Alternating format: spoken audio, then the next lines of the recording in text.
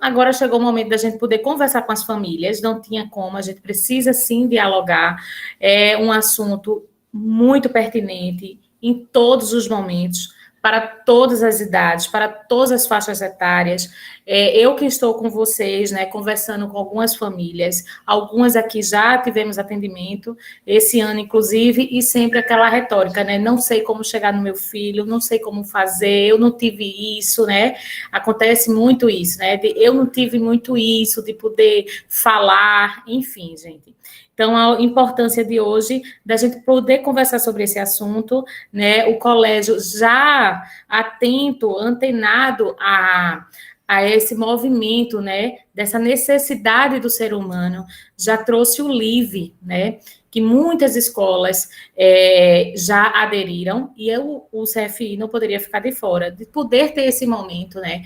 De poder conversar um pouco sobre emoções, né? Sobre habilidades socioemocionais. E aí, hoje a gente está aqui com a consultora Live, Juliana, que vai poder se apresentar para vocês, né, melhor, poder conversar um pouquinho, dialogar um pouco sobre essa temática que diariamente envolve tanto vocês em casa como aqui no colégio, certo? Então, sejam muito bem-vindas, viu, Juliana? Um prazer falar com você, você que está aí do Rio de Janeiro, não é isso mesmo?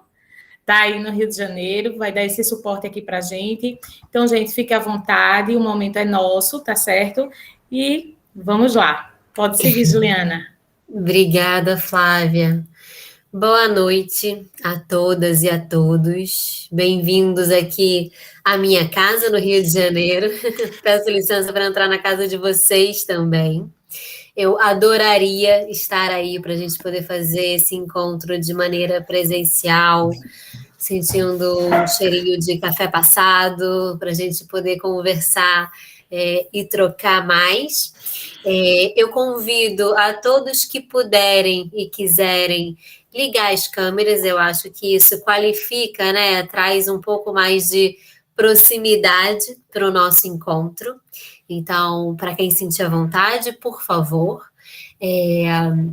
Quem não sentir à vontade também eu entendo, né? Vocês estão em casa depois de um dia cheio com crianças ou adolescentes em casa, então fiquem à vontade. Bom, então, como o Flávio falou, eu sou Juliana, eu sou psicóloga, sou mestre em teoria psicanalítica, sou educadora também, sou mãe, e eu gosto de dizer que eu sou mãe primeiro porque eu acho que aproxima, então acho que a gente tem algumas questões parecidas, né, que a gente enfrenta, e aí sempre é legal poder trocar essas experiências de como a gente faz, como que não faz, mas além disso, estamos em casa, não é mesmo? E aí eu gosto de dizer também que eu sou mãe porque tem 3 crianças em casa, então se por acaso tiver algum tipo de interrupção, eu já peço licença, porque é isso, né? É uma casa muito viva e sempre com os seus desafios. Bom, eu preparei uma apresentação aqui para vocês, tá? Uma apresentação em PowerPoint, mas essa é uma conversa que eu quero construir com vocês. Então, é um momento para e com vocês, tá? Então, a qualquer momento que vocês tiverem alguma dúvida, levanta a mãozinha que a gente vai conversar. Falei um pouquinho com Flávia. No Live, a gente gosta muito de momentos interativos, onde a gente consegue fazer essas trocas. Então, esse é um momento que tem muitas perguntas, mas são perguntas que, como a gente acredita no Live, não existe uma resposta certa e uma resposta errada. Existem pontos de vista diferentes. Então, é muito legal a gente poder dividir isso, porque dessa maneira a gente consegue entender que existem infâncias no plural, existem juventudes no plural, existem maternidades e paternidades e formas de estar no mundo, tá? Então, não se sintam de maneira nenhuma que existe, né, essa resposta, porque não é... Ninguém está aqui sendo nem avaliado e nem é uma múltipla escolha, tá? São coisas muito, muito nossas do nosso dia a dia, tá bem? Então, eu vou aqui apresentar para vocês. Só um minutinho, porque mesmo depois de 1 ano e meio nesse computador, a gente sempre dá uma emboladinha, né? Então, vamos lá. Setembro Amarelo é como um lembrete anual, né? Então, a gente traz aqui esse formato de justamente quem está no computador ou no celular, né, direto. E aí eu trago essa pergunta, vocês podem ficar à vontade, tá, para responder. Se você ainda não dedicou atenção à sua saúde mental durante esse ano, como tá a saúde mental de vocês? Vocês diriam que boa ou que mais ou menos? Eu, por exemplo, hoje acordei com uma sensação de que eu tenho 1 milhão de tarefas para cumprir até o final de setembro. A gente está preparando um monte de coisas, então às vezes bate uma ansiedade. Eu não sei se vocês também sentem isso, mas a minha ansiedade, quando ela bate, de vez em quando, eu sinto uma insônia. E aí, 2 horas da manhã, eu acordei e pensei, gente, preciso mandar uma mensagem para minha colega que está coordenando esse projeto junto comigo, então eu preciso mandar uma mensagem para ver se ela respondeu e tal, às 2 horas da manhã. Então, já passou aquela fase que a criança não dorme mais a noite toda, já passou aquela fase de todas as horas, né, alguém vir para dizer que está com sede, que está com medo, que viu um monstro debaixo da cama, qualquer coisa nesse sentido, e aí aparecem outras inquietações, e essas são inquietações que são muito, muito comuns para quem está vivendo esse momento prolongado, né, de pandemia, justamente porque a gente muitas vezes vai perdendo um pouco a noção do tempo. Vocês sentiram também que vocês perderam um pouquinho a noção do tempo, de em que mês que a gente está? Agora a gente já sabe que é setembro, mas qual é o dia da semana? O que a gente precisa fazer? Vocês acordam também com uma sensação de que tem muitas tarefas para cumprir? Flávia, já vi que está fazendo que sim. As outras câmerazinhas eu não estou conseguindo ver, então gostaria que vocês pudessem me responder. Vocês têm cuidado da saúde mental de vocês? Tamara, Fernanda, pessoal que veste a camisa do Lívio, vamos participar, que aí assim as famílias... Confesso que estão aqui com o nome dos filhos, viu? Mas não se acanhe não, viu, pessoal? Vamos embora, colaborar. Juliana, a gente tenta, né? A gente está tentando aí cuidar dessa saúde mental, porque é preciso.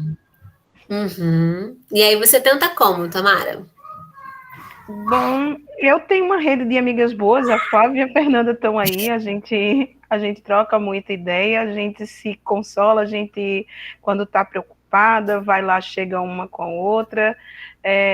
Estou iniciando, próxima semana, ia iniciar sábado, mas não vou poder, porque eu vou trabalhar, mas eu estou iniciando terapia, né? Próximo sábado eu inicio terapia.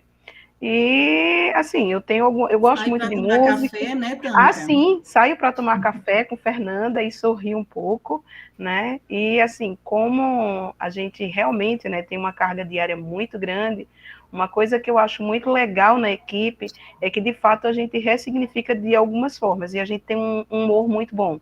A equipe tem uma sintonia boa, então a gente acaba rindo no final das contas, né? O cafezinho se torna muito, muito sorriso depois das contas. Então, é a forma que... Terapêutico, né, Tâmara? Um cafezinho terapêutico.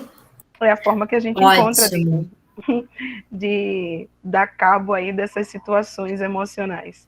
Maravilha. Manuela ou familiar da Manuela está falando que faz meditação. Acho maravilhoso, gente. Eu adoraria saber meditar, mas é alguma coisa que me dá um pouco de ansiedade. Então, eu cuido também da minha saúde mental de algumas maneiras.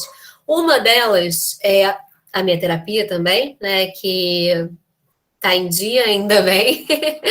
Mas, além disso, eu descobri uma coisa importante, e aí talvez quem é pai, quem é mãe, vai conseguir também se identificar com esse lugar. No auge da pandemia, que a gente estava muito colado dentro de casa, né, onde a casa virou absolutamente todos os lugares do mundo, estava muito colado e eu senti que o tempo inteiro eu estava precisando responder alguma demanda. Então, eu estava sendo mãe profissional e tudo ao mesmo tempo, no mesmo lugar, sem nenhum tipo de respiro. Porque a gente não podia deixar a criança na escola né, deixar lá, entregar e aí virar profissional. Eu estava fazendo tudo ao mesmo tempo. E aí eu descobri que eu precisava de um momento em que eu respirava e fosse simplesmente só Juliana. Sabe? Que eu não fosse mãe, que eu não fosse psicóloga, que eu não fosse pedagoga, que eu não fosse consultora pedagógica, que eu fosse só Juliana. Então, depois que as crianças dormiam, o que eu precisava fazer? Respirar em silêncio, ficar sozinha, quietinha, e escutar uma música. E aí foi muito legal que eu cheguei aqui e vocês estavam escutando essa música, né, do Nando Reis, que foi muito legal vocês trazerem a música para dentro dessa proposta da gente conseguir se conectar com os nossos sentimentos, porque a música traz isso mesmo, né? Traz esse lugar de fazer a gente voltar a se conectar com quem a gente é antes da demanda. Então, essa é uma excelente estratégia. Para mim, funcionou muito.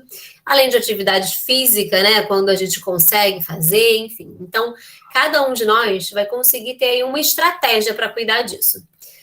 E aí,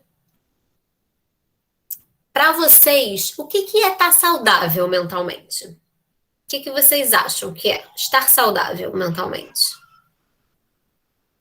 Porque eu fico pensando assim, normalmente a gente sabe o que é uma pessoa saudável.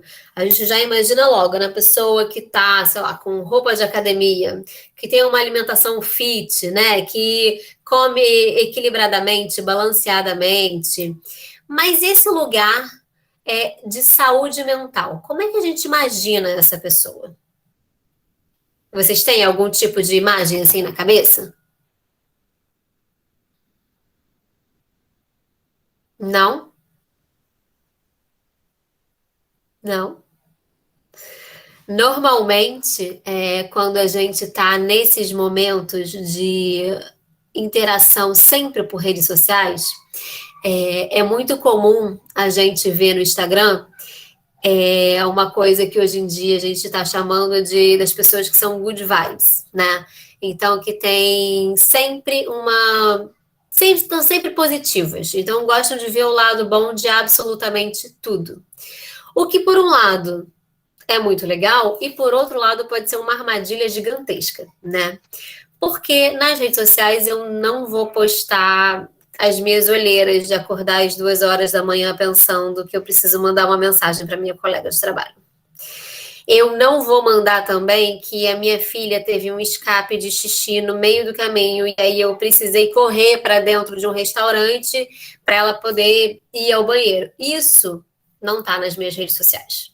Está nas de vocês? Vocês colocam também esses momentos? A gente bota ali, né, aquela unha que está sempre meio por fazer, a sobrancelha às vezes, né? Enfim, aqueles gritos que a gente dá em casa e que a gente depois se culpa um pouco, né? Isso não entra, né? Isso a gente não coloca. Então, normalmente, né, a gente associa a saúde mental a estar bem, sorrindo, né? A gente está feliz, plena, né? A gente costuma agora dizer de simulando uma plenitude. Mas será que isso é real? Será que a gente efetivamente consegue alcançar isso? Ou será que isso é filtro? Então, aqui a gente tem aí um pouco essa imagem, né, de que quem é saudável é aquele que está no topo, que é bem-sucedido, que está ótimo, que está com a vida ganha, né? Mas a vida ganha, gente, é muita coisa, né? É tipo acreditar em conto de fada, nos felizes para sempre, sem se lembrar que, bom, né, a vida é a gente se relacionar. E a gente se relacionar intensamente, e é a máscara que todo mundo usa, sem precisar que ninguém obrigue. Exatamente. É uma máscara que a gente o tempo todo coloca e não é só a máscara cirúrgica ou PFF2, né? É uma máscara mesmo desses filtros do Instagram, né? De sempre tá tudo bem.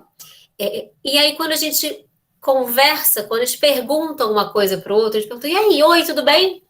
A gente não quer efetivamente escutar. Tá tudo bem. Não tá. Na verdade, você não sabe o que aconteceu.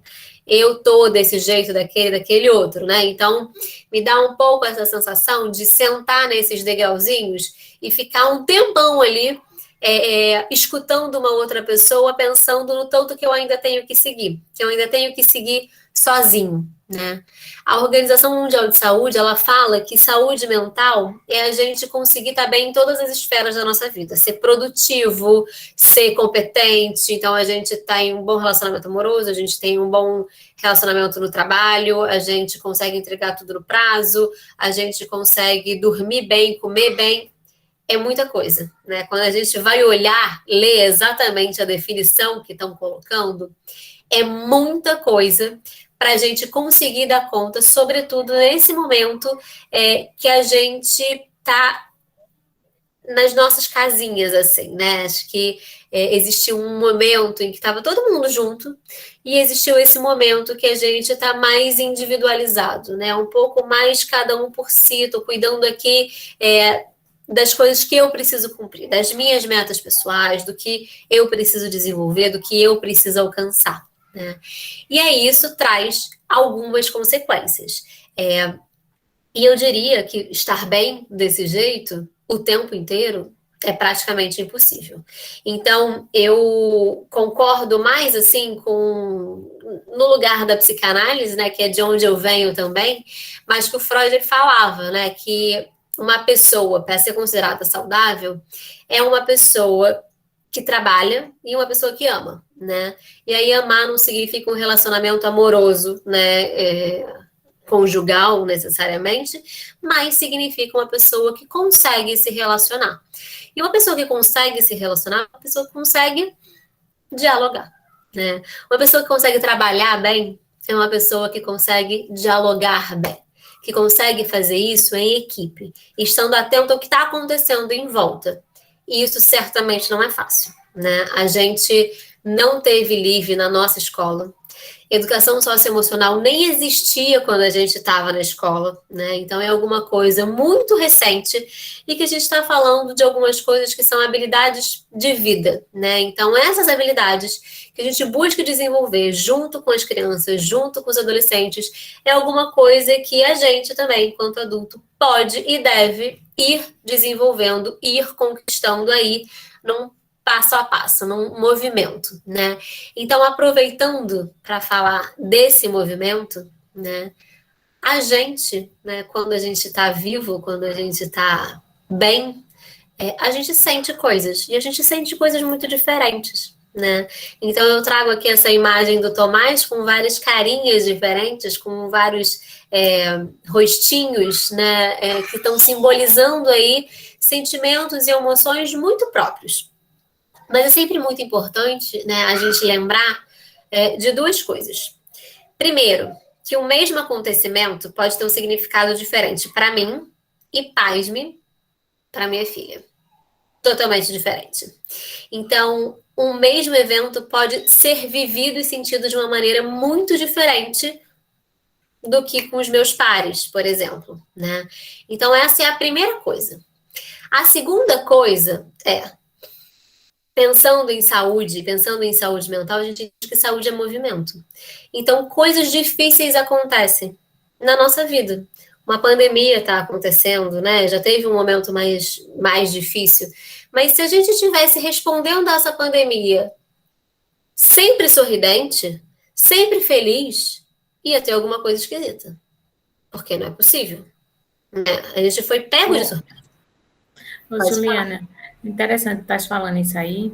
E tem até um termo que tem se usado para esse tipo, né, de perfil, como você está falando, que no meio do caos as pessoas se apresentam tão positivas e tal, e às vezes a gente acaba até querendo se culpar. Meu Deus, será que sou eu que não consigo enxergar o lado bom de tudo isso? Mas tem o termo que se fala também da positividade tóxica, né? Que está muito usado ultimamente, porque, assim, eu percebo, na minha percepção, assim, essa onda de good vibes, mas que muitas vezes é mascarada, né? Vamos colocar, mesmo que tudo esteja um bagaço, mas vamos botar ali uma frase de impacto, né? E vamos embora, mesmo você um caco por dentro, não é verdade?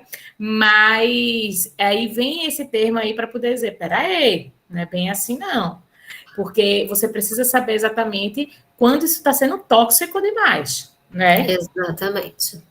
E aí, eu acho que é importante duas coisas, né? Primeiro, saber quando que está sendo tóxico, no sentido de que, quando eu posto alguma coisa, eu preciso me responsabilizar por isso. Então, existe também esse outro termo, né? Que é responsabilidade afetiva nas minhas relações. Então, o que eu falo, o que eu faço, né? Como eu ajo de alguma maneira, tudo isso reflete no outro, né? Isso tem consequências para o outro de alguma maneira. Mas aí, a gente, às vezes, né, por exemplo, uma pessoa que está vivendo um luto. Tem gente, e aí é importante a gente saber, tem gente que ri. É um riso de nervoso, né? É alguma coisa que não está bem elaborado. E aí ri. E a gente vai lá e julga essa pessoa, ela tá, ó, descompensada. Tá? Não tá conseguindo fazer. Ou então, uma pessoa que a gente vê que conseguiu um monte de coisas na vida, conseguiu uma promoção, tá bem empregada, tá num relacionamento, os filhos estão na escola, então tudo bem, e a pessoa tá sempre triste. E aí a gente pensa, o que está acontecendo? Não é possível. Será que ela não está valorizando, né? Então a gente perde um pouco de vista que existe um outro, né? Um outro pilar que é muito importante para a gente, que é a empatia. Só que a empatia que a gente entende, né? Como se colocar no lugar do outro, tem uma radicalidade a mais, né? Que empatia é a gente conseguir entender que o outro é outro mesmo. É um outro completamente diferente de mim. Por exemplo, eu aprendi inclusive durante uma palestra que eu estava fazendo para famílias, eu aprendi que o meu medo eu sinto nas minhas pernas. E isso para mim é uma coisa meio esquisita, porque normalmente as pessoas dizem que elas sentem medo na barriga. Sentem um frio na barriga quando estão com medo, ou sentem alguma coisa tipo, disparando no peito. Eu sinto nas minhas pernas ficam bambas, porque eu tenho medo de altura. Tenho medo de altura urbana. E aí eu acho que eu vou cair, vou tropeçar. Já penso uma coisa assim, né? E aí é nesse lugar. Então, um mesmo sentimento e o outro, por exemplo, raiva, eu sinto aqui. Eu fico com isso aqui tudo travado. Mas tem gente que fica vermelho, tem gente que fica com a boca seca, ou que tem as palmas das mãos, né, que suam. Então, cada um de nós vai manifestar essa reação à emoção de maneiras muito diferentes. Então, não tem como a gente de fora responder como que o outro precisa se comportar diante de cada um dos eventos da vida. Porque cada um vai ter o seu próprio a sua própria régua, né? O seu próprio termômetro, que não tem como a gente balizar pelo termômetro de absolutamente ninguém.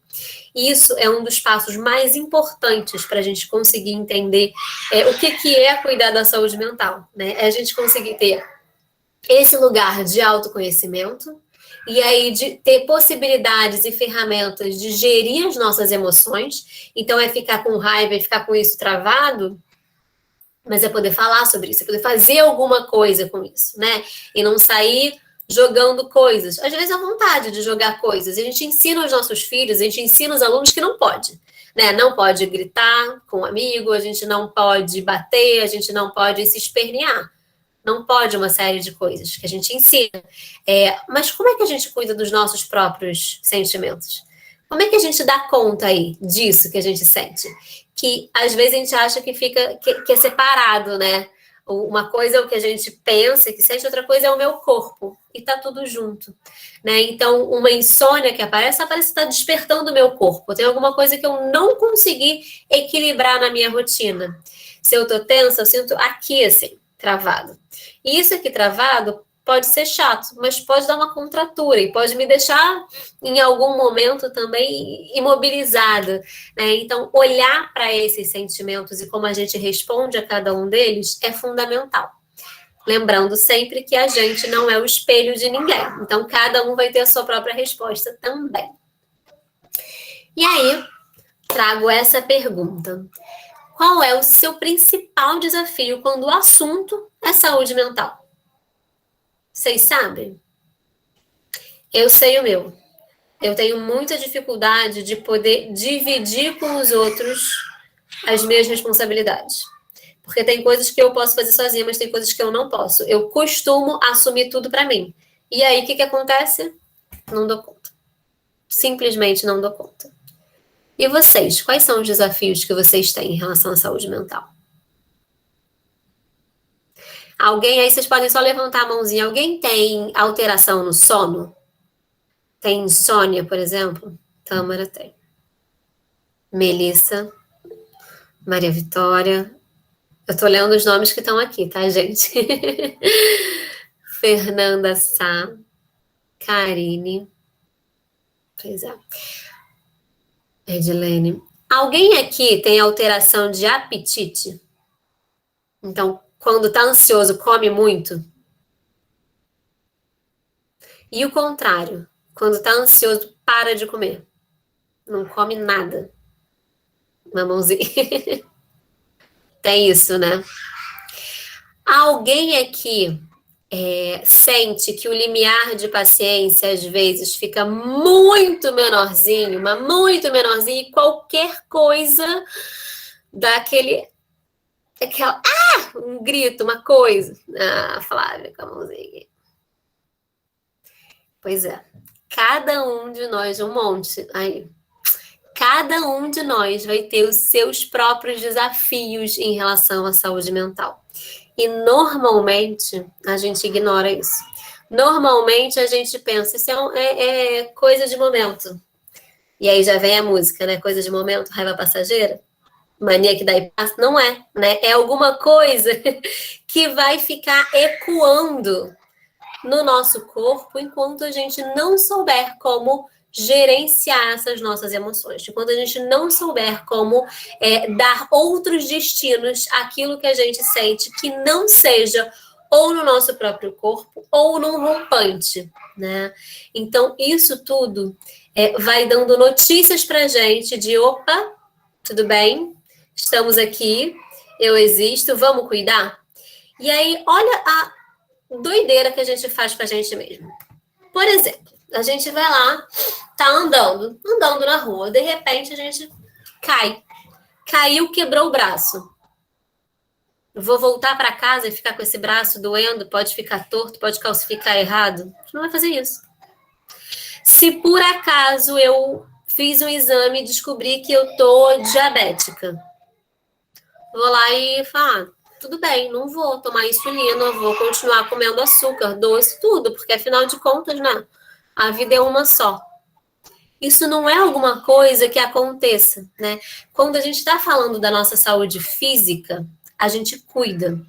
E é importante que na nossa saúde física, quando tem um corte, um machucado, alguma coisa, os outros veem, né? Os outros veem que está acontecendo alguma coisa. Quando é a nossa saúde emocional, às vezes nem a gente mesmo está conseguindo ver, a gente não consegue expor isso para o outro. Então, na saúde física, quando a gente tem um corte, alguma coisa, a gente consegue cuidar, a gente consegue ir lá e tratar de alguma maneira. Então, é caso de band-aid? É caso de pomada? É para deixar respirar? É para engessar? A gente consegue fazer isso. Mas quando é com a nossa saúde mental, então é isso. Olha só quantas coisas. Insônia, apetite, ou tá com muito sono, ou tá com, né, a paciência tá ali meio esquisita, ansiedade ataca de repente, sinto meu coração acelerar com alguma coisa. E a gente vai deixando isso passar, né? Então, tá tudo bem, não tá bem, né? Tá tudo bem. É isso mesmo, né? A gente não precisa estar bem o tempo todo, a gente não precisa entrar nesse modo positividade tóxica, modo poliana de existência. Não precisa. Mas qual é o limite desse não estar tudo bem? A gente também não sabe. A gente não sabe qual é esse limite. Cada um de nós vai conseguir ir entendendo os seus próprios limites. E aí, gente, limite é uma coisa que é muito bonita. Vocês estão me ouvindo? Então, tá. Limite é uma coisa que é muito bonita, bonita mesmo, assim, no sentido de uma imagem que a gente constrói. Limite é como se fosse uma parede, um muro, que seja. A gente não consegue empurrar essa parede, a gente não consegue tirar ela do lugar. isso é alguma coisa que é minha. Então, lembra quando eu falei com vocês no iniciozinho da nossa conversa, que eu entendi que eu tinha o meu limite, eu precisava não responder nenhuma demanda em algum momento do meu dia, e aí era depois que as crianças dormiram, onde eu ficava só eu mesma. O meu limite, por exemplo, aqui em casa tem hora para dormir. Isso não tem negociação. As crianças precisam dormir nesse horário, porque nesse horário acabou o meu limite. Eu não tenho mais arsenal, não tenho mais repertório para poder responder as demandas que podem existir. E isso faz sentido para mim. Eu não preciso dar o almoço e o jantar. O almoço preciso por causa do horário da escola, mas eu não preciso dar o jantar e o café da manhã sempre no mesmo horário. Não preciso. Eu não preciso que todos os jantares sejam arroz, feijão e tal. Eu posso, de vez em quando, fazer um cachorro-quente. Isso, para mim, não é um limite. Então, isso eu consigo negociar, isso eu consigo flexibilizar. Mas o horário de dormir eu não consigo. E aí isso está posto. Isso está claro. Não existe mais esse choque, né? E aí é muito importante que a gente vá encontrando quais são esses nossos limites para a gente poder comunicar eles de uma maneira que seja efetiva, que seja eficaz.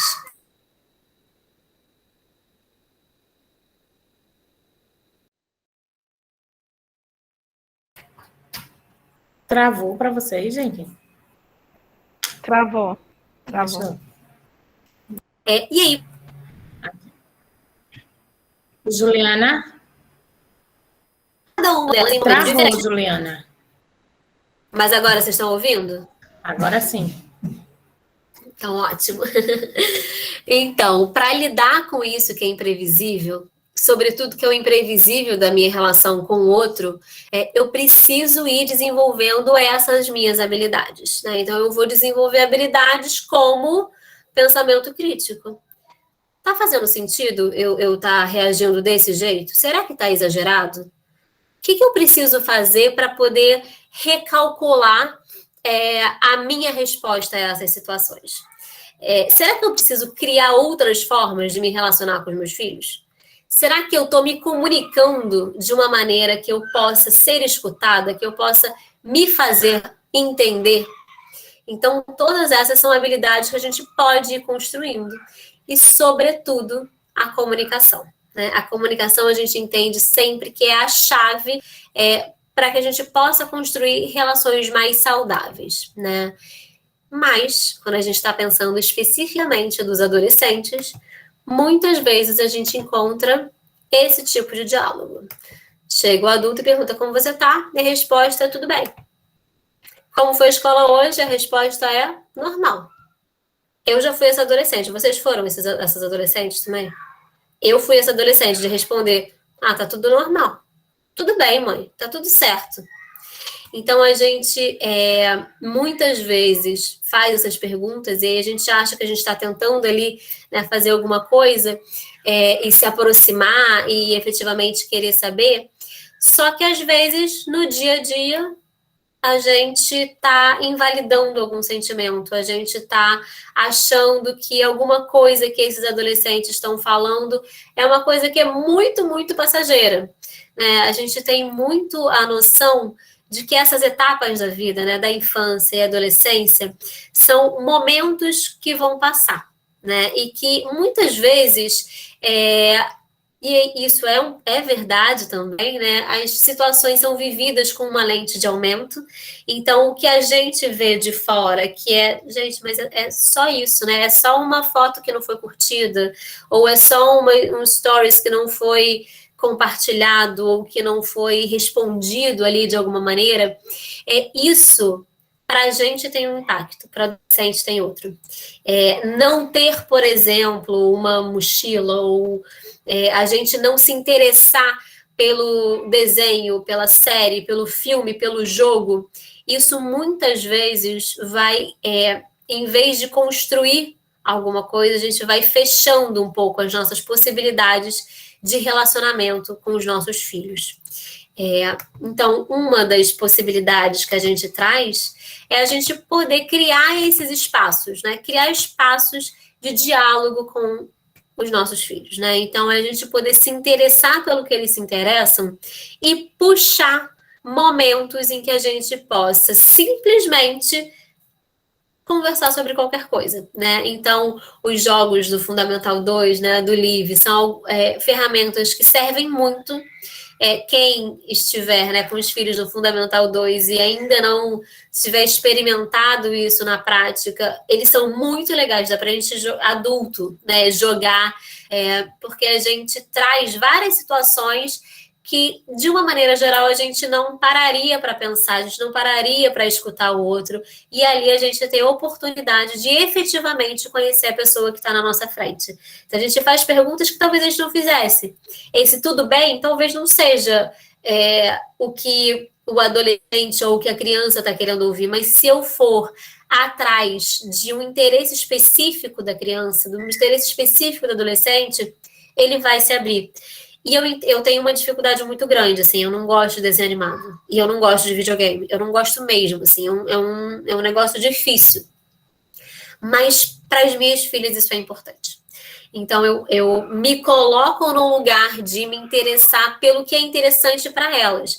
Então, o que naquele desenho animado fisgou? O que ela gostaria de ter dessa realidade? Né? Então, criar esses momentos junto são apostas muito acertadas, né? Para a gente poder ir abrindo, né, esses espaços. Por quê? A gente vai construindo uma intimidade para que a outra pessoa possa fazer algum tipo de pedido de ajuda. Porque eu não vou pedir ajuda para alguém que não se interessa por mim. Não. Eu não vou pedir ajuda para alguém que, de uma maneira geral, eu sinto que não está me escutando, né? E é óbvio que todas as famílias, todos os pais e todas as mães têm toda a intenção do mundo de escutar. Mas, às vezes, acho que isso também é uma coisa importante para a gente falar, apesar de ser difícil, a gente não vai gostar de tudo, todos os aspectos dos nossos filhos. Eu não gosto de desenho animado. Elas gostam, sabe? E eu vou me relacionar com elas do mesmo jeito, né? Eu não gosto de várias coisas, né? E tem coisas que são difíceis que eu vejo minhas filhas fazendo. E eu, em algum lugar, me sinto um pouco culpada. Eu queria que fosse diferente. Mas os nossos filhos são pessoas totalmente diferentes da gente. E isso é a coisa mais bonita que pode acontecer. É a gente poder criar um espaço para eles serem exatamente quem eles são. E a gente poder acompanhar e conhecer eles também. Né? Flávia, Juliana, quando você fala sobre isso, que vocês, assim, tem horas que eu não gosto exatamente das coisas que minhas filhas gostam, né? Eu não curto desenho, né? E, assim, é muito comum a gente ouvir isso, né? Eu acho que todo mundo passa por isso dentro das suas casas, de se perguntar, né? Até que ponto eu vou fazer isso, que isso... Eu nem estou na vibe, nem estou afim, estou com outros pensamentos.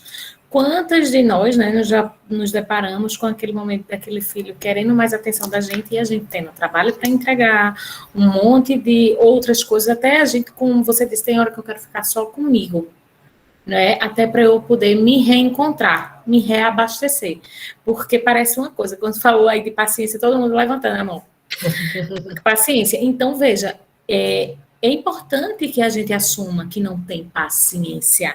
É o que eu costumo dizer muito lá com as famílias, com as nossas famílias, dizer assim, olha, há um peso, né? Você assumir, caramba, eu não tenho paciência com meu filho. Afinal de contas, a gente está falando da coisa mais importante para a gente, né? Ou até, não dos nossos filhos, mas às vezes até com nossos pais mesmo, porque nós também temos nossos pais já idosos, né? A gente fica ali. Então, a gente tem várias faixas etárias a gente lidando, né? É o idoso, para a gente poder ter que assisti-lo nas suas carências e necessidades, que ele precisa da gente. A gente tem o trabalho, a gente tem o marido, a gente tem os filhos. Então, assim, o que a gente percebe é assim, aquele desejo, aquela autocobrança da gente poder fazer a melhor entrega. Mas eu costumo dizer muitas vezes, quando os pais vão lá, que aí ele sempre no final faz assim, é difícil, né? É difícil essa adolescência. Eu disse, pois não é fácil, mas que bom que a gente está conversando sobre isso, porque o que a gente não pode é deixar fazer com que as coisas apenas passem, né? A gente precisa se perceber nesse lugar, realmente. Tem coisas que não vai dar mais para a gente segurar, né? E aí, se a gente conseguir reconstruir, desenvolver habilidades, que a gente possa retornar a poder fazer a recarga de paciência, né? Que bom, mas às vezes isso não é possível, né? E aí, quando você fala sobre isso, de poder trabalhar através de jogos, é interessante porque o que é que a gente vê muito? Nem todas as famílias elas foram preparadas. Nós, muitas vezes, quando a gente vai olhar para o nosso passado, a gente vai ver por que que eu me construí assim, né? Existe um contexto que me levou a ser quem eu sou, não é verdade? E para fazer essa mudança, ela não é uma mudança que vem rápido. Ela precisa de todo um empenho, de toda a vontade, né? E do autoconhecimento, principalmente da gente também desejar isso. E quando a gente, muitas vezes eu vejo assim, alguns pais angustiados porque os filhos, às vezes, não estão ali, né, são esquecidos, né, se incomodam com isso, aqueles filhos mais silenciosos, mais na dele, esse filho de poucas palavras, de pouca colaboração dentro de casa, né, não é o modelo que a maioria das famílias desejam. A gente fica perguntando, meu Deus, será que está faltando alguma coisa dentro desse lar para que essa criança, esse filho, ele esteja mais disposto? Faço tanto, não é? Eu faço tanto, mas parece que não é o suficiente. E aí vem os jogos, gente, que são formas de a gente poder ir introduzindo, não é? Oportunidades da gente ir conversando e criando essas pontes. Porque o que eu percebo muitas vezes é que quando a gente está conversando já com o aluno, ele faz assim, minha mãe ou meu pai só vem agora que está dando atenção, mas por muito tempo não me deu atenção. É porque eu comecei a sinalizar que a coisa não estava bem, aí agora que está, sabe aquela coisa? Aquele sentimento de que você nunca fez, aí agora você vai fazer tudo de uma vez, sabe? Então, quando a gente começa isso, desde da infância, que a gente vai introduzindo, mesmo que não tenha, mas que a gente começa, vai dar valor, vamos pegar aqui esse filme, vamos pegar aqui esse jogo, que acho que a gente vai interagir, vai ser legal, não necessariamente, vem cá que vamos conversar, porque tem filho que a gente precisa também saber qual é a comunicação do nosso filho, né? Às vezes ele vai se expressar muito mais de outras formas do que apenas conversando, né? Que comunicação é essa que a gente leva? Então, assim, acho importante quando você traz isso, da gente fazer esses acordos. Nem eu preciso ser exatamente como você espera, porque muitas vezes a gente não vai atender as expectativas dele, tá? E a gente poder ir construindo essas pontes. Nem eu não consigo, nem você também consegue me atender, mas a gente precisa se ouvir, não é verdade? Exatamente. Eu acho que é se escutar, e acho que isso, né, de você entender qual é a comunicação é fundamental, e por isso a gente ir atrás do que interessa aos nossos filhos, né? Para a gente poder ir criando esses espaços, né? Onde se ali tem um interesse, ali pode ter uma palavra também. E aí eu consigo me relacionar, e eu posso talvez entender. Em relação às expectativas, gente, expectativa só serve para ser frustrada, né? A gente não vai conseguir atender mesmo, nem os nossos filhos vão conseguir atender. A gente vai fazer vários planos, a gente vai desejar todas as melhores coisas do mundo, né? Mas o mais importante é a gente poder acompanhar esse crescimento, né? A gente poder acompanhar esse desenvolvimento dos nossos filhos, para que isso seja uma coisa de mão dupla, né? Para que não seja aparecendo só ali num momento de cobrança porque uma nota não tá boa, porque um comportamento não foi legal, né? Então, a gente conseguir fazer acordos dentro de casa e esses acordos serem estabelecidos em parceria com todo mundo, né? E aí a gente poder ir cumprindo o que a gente está acordando todo mundo junto, né? Então, nisso, né, para a gente entender o que é um pedido de ajuda, um pedido de ajuda muitas vezes vem de um jeito que eu não estou entendendo exatamente que é um pedido de ajuda. Por isso é tão importante a gente criar esse lugar de intimidade, né, para poder efetivamente escutar e escutar quando tem alguma coisa que está um pouco fora de ordem, né, porque às vezes tem pessoas que são um pouco mais fechadas, tem pessoas que falam um pouco menos, ou tem pessoas que falam muito e nem por isso não significa que não estejam bem, né? Então, quando a gente receber um pedido de ajuda, o que a gente não pode fazer?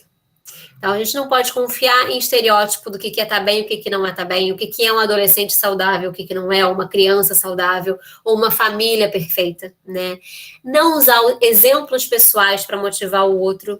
Por quê? Exemplo pessoal é alguma coisa que serve para mim, né? Essa não vai ser a trajetória do outro. Não desmentir o sofrimento do outro, isso é muito, muito importante. E não oferecer ajuda a partir da nossa perspectiva do que é uma ajuda, né? É o outro que vai poder dizer como que a gente pode ajudar. E não ignorar. O que a gente pode fazer? Cultivar relações com mais escuta, e aí escuta é escutar mesmo, né? De uma maneira atenta, ativa, sensível, e é muito difícil a gente conseguir escutar, porque a gente é muito apegado às nossas ideias, e quando a gente escuta o outro, a gente pode mudar de ideia também. Acreditar na pessoa, acreditar no que ela está falando, e aí buscar ajudar como uma rede, não como um super-herói, né? E aí isso é muito importante, assim, a gente lembrar, porque o super-herói, né, a mãe, o pai, muitas vezes vai tentar resolver aquela questão, vai tentar resolver aquilo, né? E às vezes a gente não vai ter os recursos para isso. Então eu queria um pouco abrir para vocês para entender quais são os desafios que vocês enfrentam em casa. Como é que acontece com vocês? Eu botei ali aquela imagenzinha, né, de tá tudo bem? Não. Não, quer dizer, tá tudo bem? Tudo. E aí, respondendo assim, de uma maneira muito travada. Vocês também têm dificuldade de se aproximar dos adolescentes, sobretudo? Tô vendo uma carinha assim que sim, da Gabriela. Que acho que não é a Gabriela, é a mãe, não sei. Sim. Como é que é? Você pode me falar um pouquinho? Como que acontece? Que estratégias você tem? Está sem áudio, está sem microfone. Agora estamos no processo de reaproximação, eu diria. Né? Passamos por um luto, ela perdeu o pai há menos de 2 anos, e aí houve uma troca de escola, ela está no CFI recentemente, e aí, assim, houve um período de introspecção, ela ficou muito fechada, porque ela não teve um momento de luto. E aí ela está com acompanhamento médico, psiquiatra, e está com acompanhamento psicológico. Vejo muitos progressos, assim, sou muito grata ao processo dinâmico hoje, porque ela tem saído de uma casca, mas a gente, por um bom tempo, assim, eu tentava me aproximar, e ela se fechou em copas, e assim, o processo hoje está mais fácil. Nós estamos num processo de redescoberta, graças a Deus. Qual o seu nome? Irajacira. Irajacira?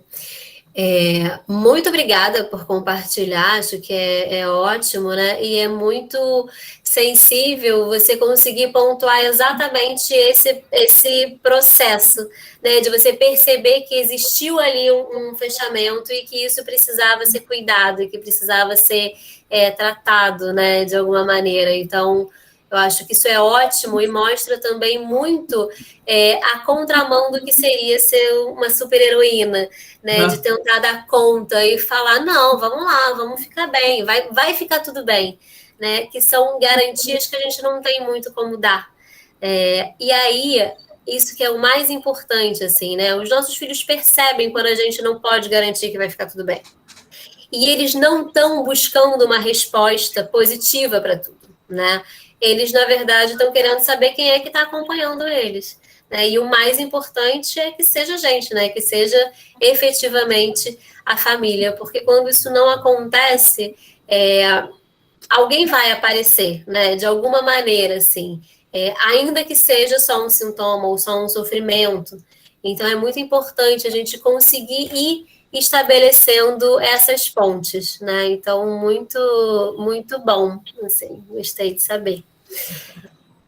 E Juliana, outras pessoas, alguém? Juliana, Pode falar. Eu tenho recebido, né, muitos pais, o meu segmento é pré-médio e média, nono ano e ensino médio, então, assim, algumas das estratégias aí dos jogos que você trouxe, para muitos pais talvez não faça muito mais sentido, né, porque o adolescente, o universo que eu pego, fica um pouco mais complexo.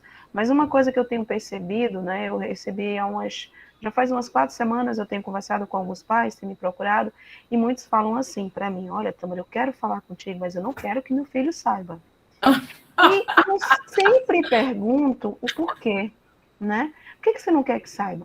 Não, porque eu não quero que ele se sinta pressionado. Às vezes quer fazer aquele atendimento ali escondido. Olha, que horário que ele vai estar na sala? Vai estar? Eu posso fazer à tarde? Assim, com um certo receio de que saiba desse acompanhamento.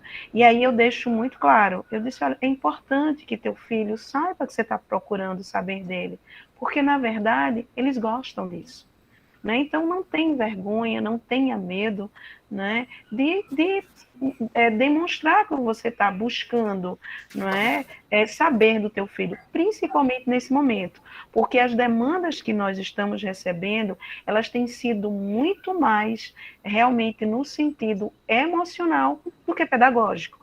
Do ano passado para cá, né, as demandas nossas da coordenação, né, como coordenadora, Fernanda também, a gente tem recebido muita questão emocional. Eu não tenho mais recebido o pai que está assim, olha, como é que está o desempenho dele nas notas? Isso faz parte, tá, do processo. Mas o que eu tenho recebido é isso. E assim, algumas mães chegam a chorar, como aconteceu recentemente. Ela não sabe que eu estou aqui, eu não quero... Mas ela vai saber. E aí, com todo jeito, com todo o tato, inclusive eu trouxe a aluna para a conversa. Deixei a mãe ficar à vontade. Eu digo, sinta-se à vontade.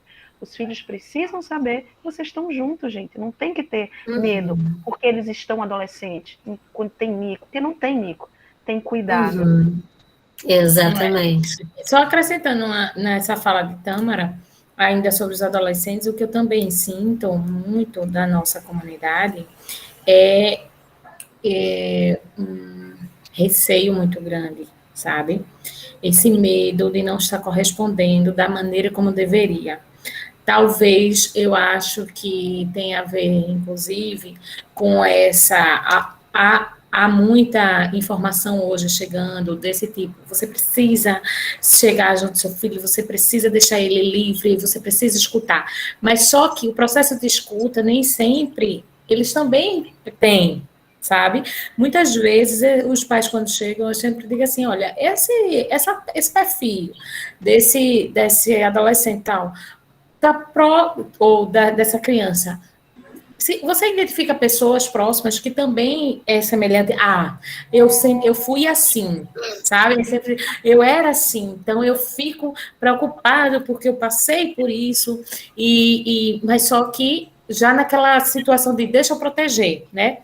E às vezes, nem sempre, vai criando aí uma situação que às vezes nem é, mas já com medo porque algo aconteceu já com ele, já sabe as problemáticas que já passou. Mas a grande situação que eu queria trazer aqui, para ficar como ponto de reflexão, é assim, é esse receio de como ser pai com os seus filhos, sabe? De como conduzir essas relações. Do tipo assim, eu não sei se eu estou fazendo errado, eu não sei se eu estou incomodando, eu não sei se sabe? Essa história, esse pedido de ajuda no sentido de teve até um pai que disse assim, parece que a gente está meio num limbo, essa minha geração, Flávia. Dá uma coisa assim, porque tem coisa que não dá para mim, eu não estou conseguindo dar conta disso. Sabe como é que é? Então, assim, essa falta... Eu não vou falar de preparo, mas esse receio, assim, de como ser pai. E isso tem angustiado muito a nossa comunidade. Geralmente, quando chega para mim, é nesse sentido, sabe? Querendo ajuda de como é que eu faço, porque eu nem eu sei. Sabe como é que é? Mas então, Flávia, acho que é muito importante disso que você falou, que ser adolescente hoje é completamente diferente do que era ser adolescente na nossa época. E as respostas que a gente pode dar hoje são respostas muito diferentes também. Na nossa época, a gente não estava o tempo todo no celular com todas as informações à vista.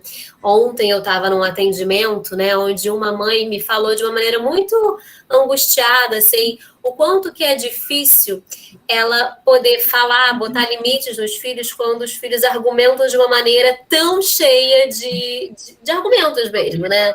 Então vão trazendo, e aí vão provando, e vão mostrando e tal, e ela precisa fazer, tipo, na mesma medida, né? Então, quando eu falo de limite, quando eu falo disso, assim, e aí tem uma pergunta aqui também, né? Até que ponto a gente pode conversar abertamente com uma criança com relação a problemas que enfrentamos, como o financeiro? A gente tem tabus muito grandes de falar, por exemplo, que os pais sentem, que os pais enfrentam dificuldades de todas as ordens, emocionais, financeiras, físicas. A gente tem muito medo de se mostrar vulnerável para os nossos próprios filhos. Só que isso, na verdade, é uma ferramenta importantíssima, que a gente poder se vulnerabilizar. Porque tudo o que está não dito, a criança está percebendo que não está dito, e ela vai formular as próprias hipóteses. Ela vai formular uma resposta para aquilo que não está sendo dito, e pior, provavelmente ela vai achar que a culpa é dela. Então, se meu pai está chateado, se está difícil, se não sei o que, a culpa é minha. E não é do problema financeiro, e não é de alguma coisa emocional, e não é de alguma coisa física. Então, todas as vezes que a gente estiver passando por alguma situação, é lógico para chegar e falar assim, filha, a mamãe está no vermelho, não sei como que a gente vai pagar. Não é a gente falar como a gente falava com o adulto, a gente conseguir trazer numa linguagem que seja compreensível, mas poder diferenciar e falar, eu não estou bem, estamos com algumas dificuldades, a gente está, né, o mundo inteiro sofreu economicamente, a gente está tentando criar estratégias, mas agora eu não estou bem, desculpa, eu não consegui estar mais presente para você, vamos tentar junto? Quando a gente faz isso, primeiro que a gente já tira um peso da gente mesmo e a gente tira um peso também dos nossos filhos, porque isso é muito importante. O nosso amor por eles é o que está em questão quando a gente não fala. E não é que para a gente tá? Eles acham que a gente é incrível e maravilhoso. E claro que na adolescência, tem uma quebra disso, que é importante que haja também. O adolescente precisa se diferenciar do pai, precisa se diferenciar da mãe. Isso é fundamental, tá? E muitas vezes isso vai ser, né, desautorizando de alguma maneira. E aí a gente sempre entender, a primeira coisa, que não é pessoal, não é uma coisa com a gente, mas que sim, a gente tem que falar o que está acontecendo, inclusive falar, eu estou muito chateado, que eu estou tentando conversar com você e eu não consigo. Ou eu estou chateado porque eu não estou conseguindo acessar você e eu estou indo falar com a Tâmara, por exemplo, né, sobre o que está acontecendo, porque talvez ela tenha um entendimento melhor do que eu. Então, quando a gente fala isso, a gente tira aquele elefante branco que está na sala que não está sendo dito. Né? A gente fala, a gente traz ele, convida ele para a conversa, né, oferece ali um cafezinho e pode, de alguma maneira, manejar o que acontece, o que aparece dali. Né? Mas, para isso, a gente precisa entender que a gente não vai ter resposta para tudo. E não tem problema não ter resposta para tudo. A gente pode virar e falar, vamos descobrir, eu estou aqui para a gente construir isso junto. Vamos fazer esses acordos? Né?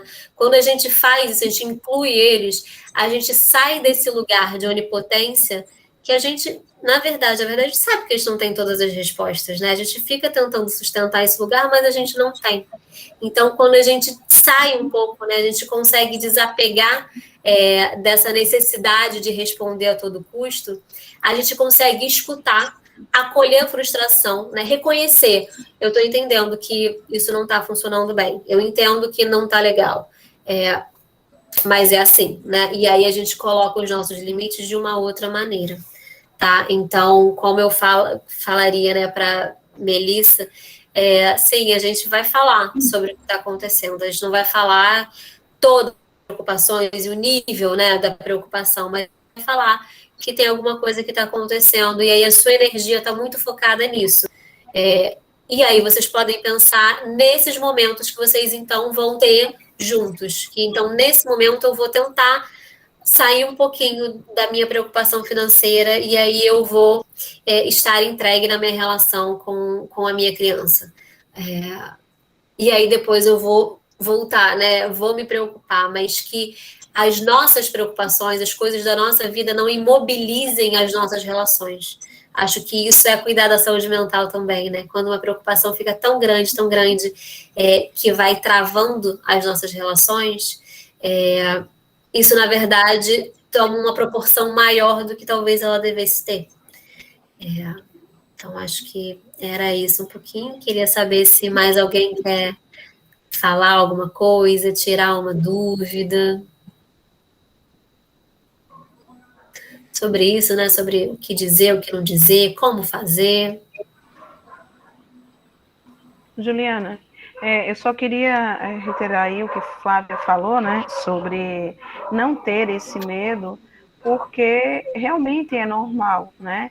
Eu não sou mãe, né? Eu sempre que atendo as mães, eu sempre deixo isso muito claro, e a gente não tem receita de bolo para os filhos, né? Eu não sou mãe, mas eu sou filha, então eu entendo o sentimento de mãe por ter uma mãe, né? Eu já sou adulta e moro ainda com a minha mãe, eu cuido da minha mãe, o papel agora está um pouco até invertido mesmo, né? Eu quem tenho cuidado um pouco mais dela, mas entendo essa dinâmica da preocupação da mãe. Então, de não ter medo, né? Nessa fase aí que eu pego, existe muito isso, né? Existe toda essa preocupação de não saber, e às vezes acontece o contrário do que a Melissa falou. A gente pode falar de finanças? Pode, como você disse. Às vezes eu já encontro o contrário, né? O menino está sobrecarregado. E o pai diz, é tu quem vai resolver, porque você é isso, você é aquilo. Então, eu acho que a palavra é equilíbrio, que embora eu entenda que não esteja fácil para ninguém, né? Principalmente no momento que ainda estamos vivenciando, porque não tem esse que não tenha sido afetado pela pandemia, mas o equilíbrio, né? Eu não preciso expor tudo, mas eu também não preciso omitir tudo, né? A gente está vivendo uma geração de jovens que eles entendem, eles captam essas mensagens, então é importante falar. E aí Flávia trouxe uma atenção, né? Eu recebi muito, 2019 foi o ano disso, e eu recebia literalmente, assim, era um pai atrás do outro, que dizia assim, Tâmara, eu não sei o que fazer, me diga o que fazer.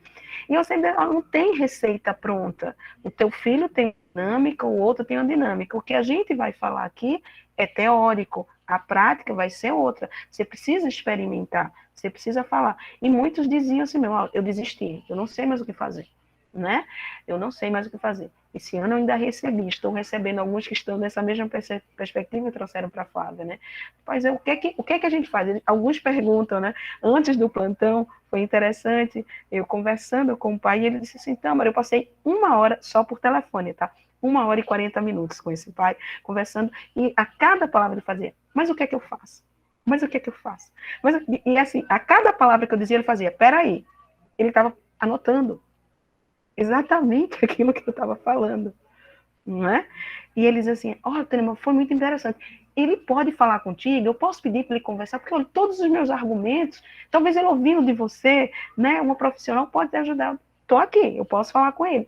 Mas olha, fica tranquilo nesse sentido. Você precisa simplesmente analisar, porque eu vejo a preocupação dos pais, mas os filhos também são peças-chave nesse processo. Então, eles precisam se perceber também, né, no processo. Então, eu acho que é isso, né? A gente está aqui bem homogêneo, eu tenho talvez pai aí do Fundamental 1, são criancinhas, eu tenho do Fundamental 2, que está entrando aí, está na pré-adolescência, na adolescência, tenho no médio, né, no meu pré-médio aí, e no médio, então são dinâmicas que a gente precisa, né, colocar, os pais precisam também mostrar, e eu uso essa expressão justamente que você falou, Juliana, eu digo, olha, os pais não são super-heróis, eles também têm fragilidade, vai ter momento que o pai vai dizer, eu não sei o que fazer. E é o que eu hoje mesmo usei com uma aluna que estava lá comigo, eu fiz assim, a gente precisa ter empatia também com os nossos pais, né? Porque parece que a empatia é só da gente para eles, né? Mas deles conosco, parece que não tem o mesmo caminho não, diretor, não. Então, estava justamente falando com a filha que dizia assim, é porque meus pais são muito conservadores. Então, estava sendo um conflito para ela lidar com isso. Você já conversou sobre isso com eles? O quanto que você... Não, mas eu tenho medo. Então, o medo paralisando ela de tocar em algumas situações, porque já percebia que os pais são conservadores. E aí você diz o que para ela, né? Que bom que você já tem a compreensão de que eles têm essa base conservadora, mas não vai ser isso que vai fazer com que vocês se separem. Porque a maneira como você também conduz, você pode levar para uma relação que vai ser desconstruída. Uma relação para ser boa e legal para todos, os dois têm que querer. Não adianta você, como adolescente, querer também pôr da sua maneira e fazer com que a ponte se destrua, certo? Se você já tem essa compreensão, tão nova, inclusive 11 anos tinha essa aluna, se você já tem essa compreensão, chegou a hora de você juntar e poder conversar sobre isso, né? Talvez não seja a sua base conservadora, você talvez não tem esse desejo de ter esse conservadorismo que traz dos seus pais, mas jamais vindo com essa postura, você vai conseguir unir, você vai cada vez mais se afastar, né? Porque é muito interessante isso, a gente que está ali no colégio, muitas vezes a gente está vendo isso, sabe? Eu não vou mais me alongar, a gente já passou bastante, mas assim, a gente vê muito, em muitas situações, os nossos alunos querendo também bater de frente, porque eles realmente não têm a habilidade, né? Então, às vezes, quando é o pai que está falando, não está surtindo efeito, e vem a gente aí, entendo, porque é importante a gente falar sobre empatia, não é só da gente para eles, a gente está só aqui ouvindo, mas e você escuta seus pais? Você também sabe o que é que ele passou? Por que é que você, inclusive para essa aluna eu disse hoje, por que é que você acha que eles são conservadores? Não, porque eu acho minha avó. Pois é, imagina mudar de uma hora para outra. É fácil? Não é fácil, né? Então, é importante a gente também ter, não é medo, o medo ele vai paralisar a gente. Eu também vou usar eu falei receio, mas muitas vezes eu vejo pais amedrontados e com medo, e nesse momento eu vejo eles paralisados. Ao invés de partir para uma ação, acabam se bloqueiam e não conseguem, né, avançar. Isso é muito importante, que a gente pense sobre isso, e tem muito a ver com o que a Juliana colocou. Eu achei interessante, Juliana, tu colocando assim, quando eu estou com raiva, isso aqui, quando eu estou com medo, minha perna... Será que a gente tem esse autoconhecimento dessa forma, né? Isso é uma habilidade muito grande. Poxa, quando eu me sinto assim, eu estou percebendo isso comigo, né? Então, é interessante que a gente cada vez mais trabalhe no sentido de se conhecer mesmo, né? De se conhecer. Ok, gente?